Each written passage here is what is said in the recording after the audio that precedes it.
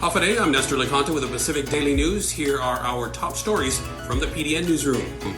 There's no need to rush out to stock up on groceries at this time because Guam is not expected to be impacted by a historic U.S. dockworkers strike, the first in 44 years, that began on Tuesday on the East Coast based on information from Matson Inc. and Payless supermarkets.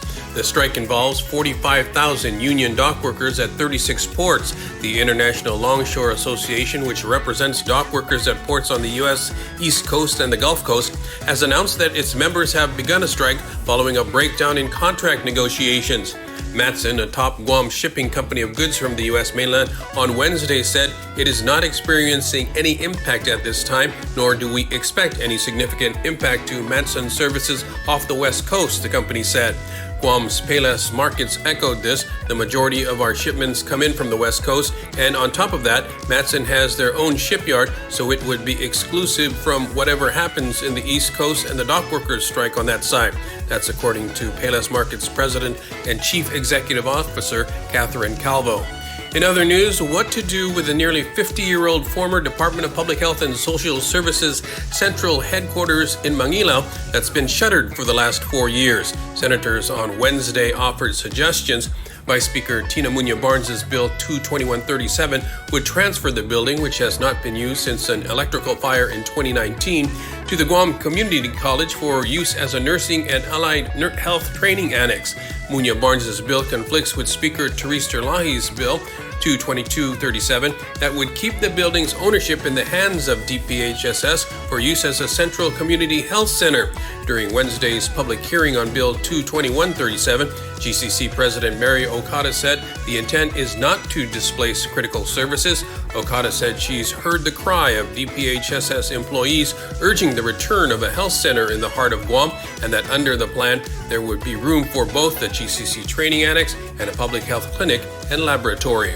And finally, Public Works Director Vincent Areola said he drove through Dead Man's Curve on Wednesday afternoon and noticed that many of the candlestick-type traffic delineators installed a few months ago are gone.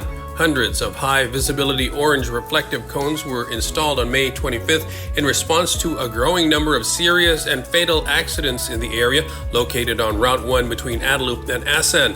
Areola said the Department of Public Works would replace the missing cones soon and eventually replace all of those with jersey barriers. Southern High School has completed its health inspection and is waiting on results, while Inarajan Middle School and Chief Brodie Memorial Elementary School began inspections Wednesday. Southern High, Inarajan Middle, and Chief Brodie are the only schools that have missed the September 30 deadline that the superintendent set to get students back onto their own health-inspected campuses. Education Superintendent Eric Swanson gave the update to lawmakers Tuesday night during an oversight hearing on the ongoing school health inspection crisis. Education Oversight Chair Senator Chris Barnett told Swanson Tuesday he's received information that Southern High's inspection from the Department of Public Health and Social Services may be favorable. Southern High was the only school that has failed its health inspection since a state of emergency was declared for the Guam Department of Education in early August. It earned a health grade of D with 57 demerits, the Pacific Daily News has reported. In other news, Super Happy Mart, a popular supermarket in Barrigada, plans to open a location in Tamuning and is seeking an exemption from the Guam law that caps the number of off-premise liquor licenses in each village. It's the same exemption that retail giant Don Don Donkey in Tamuning applied for and was granted earlier this year. Tamuning is already maxed out on the number of off-premise liquor licenses for its population, 1 per 200 residents, and Super Happy Mart will have to apply for an exemption under the law, according to Craig Camacho, supervisor for the compliance branch of the Department of Revenue and Taxation. This was discussed during this month's meeting of the Alcohol Beverage Control Board.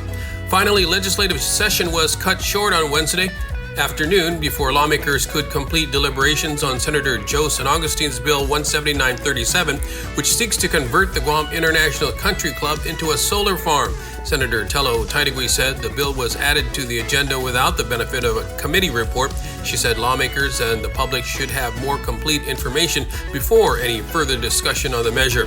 The session went into recess after Taidagui's motion. Taidagui noted that letters in opposition to the bill, including one from the Guam Visitors Bureau Board, were not available.